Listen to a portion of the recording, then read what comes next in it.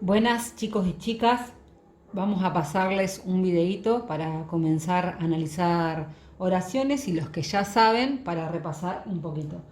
En primer lugar tenemos que tener en cuenta lo siguiente. Las oraciones tienen que tener un sentido, comienzan con mayúscula y terminan con un punto. Podemos reconocer las oraciones por la entonación utilizada. Y las oraciones las utilizamos para enviar mensajes. Es un conjunto de palabras que tienen una unidad de sentido, una entonación y una autonomía sintáctica. ¿Qué es lo que vamos a aprender hoy? A analizar sintácticamente. Bien, para ello, para ver cuáles son los componentes de una oración, tenemos que ver las estructuras. Entonces, las oraciones se pueden dividir entre las oraciones unimembres y las oraciones bimembres. Bien, vamos a empezar entonces con las oraciones unimembres. Entonces, las oraciones unimembres tienen sentido, pero no se pueden dividir en sujeto y predicado. ¿Qué quiere decir esto? Que no se puede analizar. Entonces, hay distintos tipos de oraciones unimembres de acuerdo al caso. Por ejemplo, si tomamos el caso de es tarde o hace calor, aquí se está refiriendo a cuestiones de tiempo, ¿sí? O en cuanto a una impersonalidad que tiene que ver con el verbo hacer en tercera persona. ¿Qué quiere decir impersonalidad? Que no hay alguien que hace el calor o tampoco alguien que hace que sea tarde. Entonces, estas oraciones son unimembres y están usadas de una manera impersonal. Entonces, ¿cómo tengo que hacer? Pongo corchete desde el inicio de la oración hasta el punto y luego pongo oración unimembre. Veamos ahora el siguiente caso. Llueve y granizó son verbos que están conjugados. Pero ¿cuál es el problema? Es que son verbos atmosféricos, por eso no lo podré analizar sintácticamente en sujeto y predicado. También vamos a poner que son oraciones unimembres. No se analizan. En este caso, hay mucha gente. Hay un verbo que es el verbo haber, pero en este caso quiere decir existir. Entonces, este verbo está conjugado en tercera persona del singular y no se puede analizar, por lo cual pondré también oración unimembre. En estos dos casos, el globo rojo y sin fronteras es el que generalmente ustedes seguramente conocen. La oración es unimembre porque no tiene verbo. Entonces es imposible esa partición. Vamos a ver el caso ahora de las oraciones bimembres. Las oraciones bimembres están conformadas por dos miembros o dos constituyentes, el sujeto y el predicado. Entonces, entre el núcleo del sujeto, que va a ser un sustantivo, y el núcleo del predicado, que será un verbo, va a haber una concordancia. ¿Qué quiere decir esto? Que van a coincidir en número y en persona. ¿Quieren que lo veamos juntos? Tomemos el caso A. Baco pidió un deseo. ¿Cómo tengo que hacer para analizar? En primer lugar, como dijimos antes, marco con corchetes. Luego tengo que ir a buscar el verbo, la acción. En este caso es pidió. Usen, por favor, regla, no hagan como la profe. Marco el verbo, pidió. Pongo núcleo verbal. Luego tengo que preguntar quién hizo la acción. ¿Quién pidió un deseo? La respuesta será Baco. Entonces este será el sujeto. Vamos a poner solo sujeto. Y abajo todo el resto va a ser el predicado verbal, porque está conformado por un verbo, y simple, porque solamente hay un verbo. La oración es bimembre, porque tiene sujeto y tiene predicado. ¿Qué puedo agregar? Que en este caso el núcleo, que va a ser un sustantivo, solamente le pongo la N, es Baco. Entonces, como solamente hay una palabra que cumple la función de núcleo del sujeto, pondremos sujeto, expreso, porque se expresa, simple, porque es uno solo. Vamos a observar el segundo caso. Juan y María practican tenis. Vamos a hacer los mismos pasos. Paso 1, pongo corchete. Luego, ¿cuál es el verbo? A ver, practican. Pongo núcleo verbal. Bien, pregunto, ¿quiénes practican tenis? La respuesta será Juan y María. Lo marco por encima. Eso es una convención. Generalmente algunos seguramente en la primaria habrán visto que se pone de un color azul y luego rojo el predicado. Esos son convenciones. Lo que sí me interesa es que lo hagan por arriba y por abajo para que no tengas problemas en la corrección.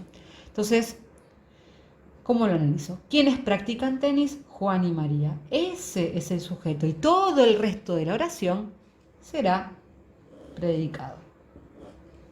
Predicado verbal simple. Ponemos oración bimembre y luego fíjense este caso. ¿Quiénes son los que practican el tenis? Dos núcleos. No puedo decir que María practican porque no hay concordancia. Son dos. Marco María, núcleo. Juan, núcleo. Son dos núcleos. Podrían ser dos o más. Cuando se da esta situación en la que hay más de un núcleo, vamos a decir que la oración tiene un sujeto expreso pero compuesto. A diferencia del simple, que es uno solo, en el sujeto expreso compuesto cumplen la función de núcleo dos o más sustantivos. Tienen la misma posición jerárquica, los dos tienen el mismo nivel, entonces son los dos núcleos, pondremos sujeto, esta es la abreviatura, expreso, compuesto. Fíjense la diferencia, aquí hay uno solo, entonces sujeto expreso simple, aquí hay dos o más, sujeto expreso compuesto. ¿Sí? Otra de las cosas que quiero aclarar es que generalmente en nuestra lengua tenemos un orden del sujeto, el verbo y luego los complementos del predicado. Pero puede ser cualquier orden porque nuestra lengua tiene tiene la facilidad, a diferencia de otras lenguas, como por ejemplo el inglés, en donde el orden es fijo. En el español hay cierta soltura, entonces puedo hacer la misma oración, pero con otro orden. Fíjense. Pidió, perdón la letra, un deseo. Baco. Y usted puede preguntar, pero profe, ¿y cómo lo analizo? Exactamente igual. Sin embargo, tengo que tener en cuenta que el orden es distinto. Entonces, vamos a hacer la misma pregunta. Pidió va a ser el núcleo verbal. ¿Quién pidió un deseo? Baco. El sujeto se ubica en otro lugar, sin embargo, siempre va a ser el sujeto. Pongo sujeto expreso simple y todo el resto predicado verbal simple. Entonces, ¿qué quiero decir con esto? De que si bien el orden usual puede ser el sujeto, luego el verbo y los complementos, esto puede cambiar. El sujeto puede estar adelante, atrás o incluso en el medio. Fíjense en este caso.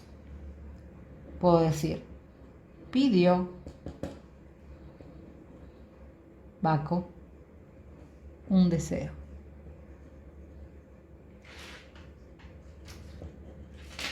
Fíjense cómo me queda.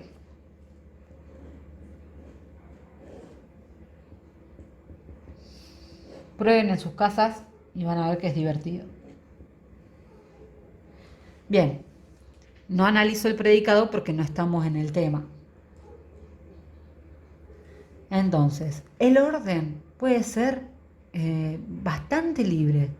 Sin embargo, el análisis sintáctico va a ser siempre el mismo. Baco, Baco y Baco. Puede estar adelante, pospuesto, en el medio de la oración. Sin embargo, el análisis va a ser siempre el mismo. Ahora bien, nos falta el último caso, el sujeto tácito. Sujeto tácito, ¿qué quiere decir tácito? Quiere decir que existe, pero que no está escrito. Pero ojo, existe. Hay un sujeto que no está nombrado. Sin embargo, lo podemos determinar. ¿Por qué? Por la terminación o desinencia del verbo. Nunca debemos confundir el sujeto tácito con una oración unimembre, ¿sí? Ya vimos anteriormente que hay situaciones por las cuales, o circunstancias por las cuales no podemos dividir la oración en sujeto y predicado. Pero cuando el sujeto es tácito, sí, se puede analizar. Fijémonos en este ejemplo. Pongo el punto, el corchetito adentro. Bien. Marco el verbo, huyeron. Pongo núcleo verbal. Pregunto, ¿quiénes huyeron de la batalla? ¿Está escrito? Uy, no dice. Entonces, ¿qué digo? Ay, oración unimembre. No, porque yo puedo determinar a partir de la desinencia verbal quiénes huyeron de la batalla. Entonces pregunto, ¿quiénes huyeron de la batalla? Bueno, pienso, yo no, tú no, él no, ellos huyeron. Entonces voy a poner sujeto tácito, ellos, que se corresponde con una tercera persona del plural. ¿Sí? Entonces ahora me acordé de la regla. Voy a marcar solamente la oración, toda como un gran predicado. ¿Por qué? Porque el sujeto está tácito. Lo tuve que reponer yo. Algunos hacen esta convención. Voy a marcar toda la oración como si fuera un predicado verbal simple. Y por último pongo oración bimembre. Entonces, repasamos. Sujeto expreso simple solamente tiene un núcleo. Sujeto expreso compuesto, 2 o más núcleos. Sujeto tácito no está escrito, lo tenemos que reponer nosotros o nosotras. Y vamos a marcar toda la oración como si fuera un predicado verbal simple. Bueno, con esto finalizamos el primer video. Espero que lo hayan entendido y estamos abiertas las profes a todas las consultas que necesiten. Un beso.